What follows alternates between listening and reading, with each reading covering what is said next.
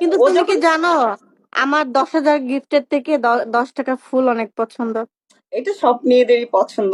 মানে আমি কোনটা বোঝাইতে চাইতেছি যে, আর ও কত রিচার্জ নিছে এটা কিন্তু আমি জানি না। তা আমি জানি যে প্রথমে ভাবছি ও 10,000 রিচার্জ নিছে, দেখো প্রথমে ভাবছি 10,000, তারপরে যখন যাচ্ছে আমি ভাবছি 15,000, তারপরে যখন যাচ্ছে 20, আমি ভাবছি 20-এর পরে আর না, 20-এর পরে আবার মারছে 500। তো এইটা, এই জিনিসগুলো ভাল লাগে। আর অনেকে বলে নেয় না, এই আমি এটা পাইছি আজকে, এটা মারবো, তখন কিন্তু আইডিয়া থাকে যে আচ্ছা ওর কাছে না 10,000 আছে, এতটুকু দশ আছে হাজার মারবে। এতটুকু মারবে, হ্যাঁ। হ্যাঁ হ্যাঁ, 10,000 মারবে। তো এই জিনিসগুলো আমার কাছে খুব ভাল লাগে। আমার একটা ফ্রেন্ড ছিল, আমার একটা ফ্রেন্ড মানে কালকে আর কি সে আসছিল আমার লাইভে। মিজানুল ওয়েলকাম। মিজানুল তুমি বিজি ছিল তো এর জন্য কেটে দিছিলাম। পড়াশোনা তো কি হয়েছে, সে বলতেছে আমার কাছে 500 আছে, ঠিক আছে 500 মেরে দিই, কি করব গরিব মানুষ। আমি কেন প্রবলেম, হ্যাঁ, প্যারা একটা নাই, একটা মানে আমার পিকেতে বেড়ে জিতাইলে থাকে।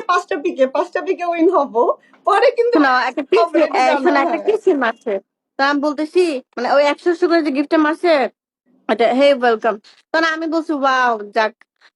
পরে ওই আমাকে 1,000 গিফটটা অনেক সুন্দর, ধুম করে 1,000 গিফটটা মেরে দিছে। তখন আমি বললাম ইস আমাকে একটু বলে মারতাম, একটু রেকর্ড করতাম। বলে মানে কি, ওই মজাটা তুমি পাইতা। আমি বলছি সেটাও সঠিক। এইগুলাই তো সারপ্রাইজ।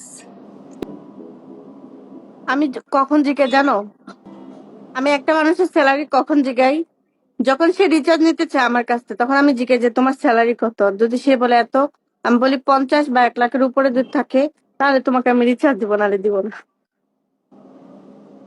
এখন এটা বলবা না, কারণ তোমার কাছ থেকে না নিলে অন্যজনের কাছ থেকে নিবে, না যদি তার যখন খেলা আমার কিনে কোনো পড়ছে। নিউ ফ্রেন্ড, না না না আমি বলি খেলার ইচ্ছা তো এটা তারা পুরান পার্সন, নতুন পার্সনের কথা বলি।